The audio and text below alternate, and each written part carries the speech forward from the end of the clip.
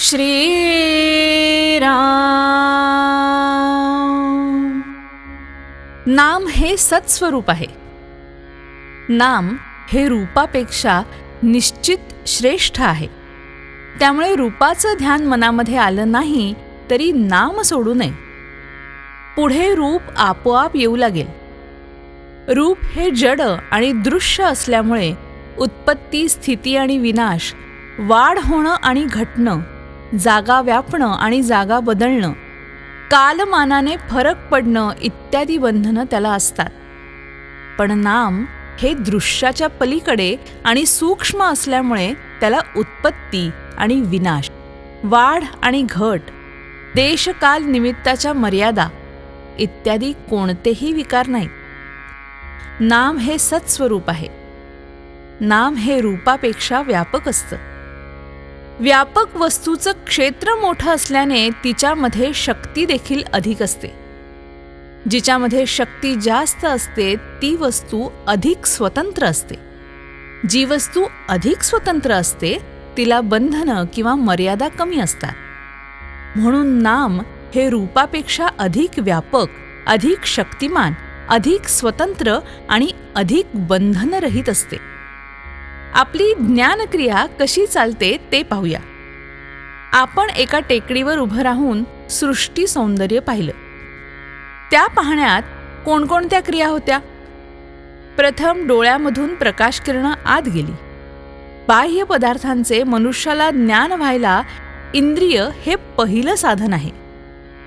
इंद्रियांमधून आत आलेले संस्कार एकत्र करून मन त्यांना वस्तुस्वरूप देतं.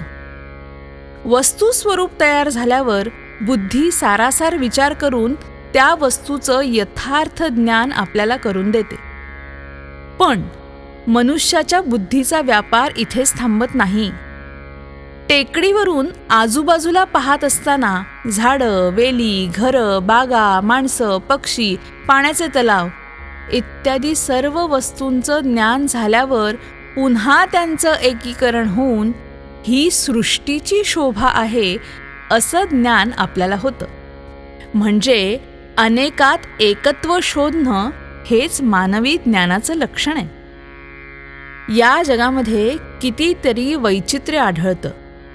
नाना तऱ्हेचे दगड, नाना तऱ्हेचे किडे, नाना प्रकारचे पक्षी, प्राणी, या सगळ्यांची नावं जरी भिन्न असली तरी त्या सगळ्यांमध्ये असणेपणाचा गुण आहे.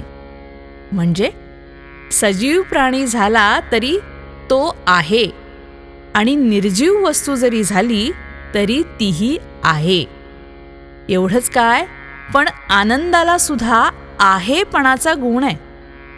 या असणेपणाच्या गुणाला नाम असं म्हणतात. यालाच ओंकार असंही म्हणतात. ओंकारातून सर्व सृष्टी उगम पावली. ओंकार हे परमात्म्याचंच रूप आहे. अर्थात नाम म्हणजे सत होय. म्हणूनच नाम हे सृष्टीच्या आरंभी होतं, ते सध्या आहेच आणि सृष्टीचा लय झाला तरी ते शिल्लक राहणार. नाम म्हणजे ईश्वर. नामातून अनंत रूपं उत्पन्न होतात आणि अखेर त्यामध्येच ती लीन होतात. रूप हे नामाहून निराळं राहू शकत नाही. नाम हे रूपाला व्यापून पुन्हा शिल्लक उरतं. श्रीराम.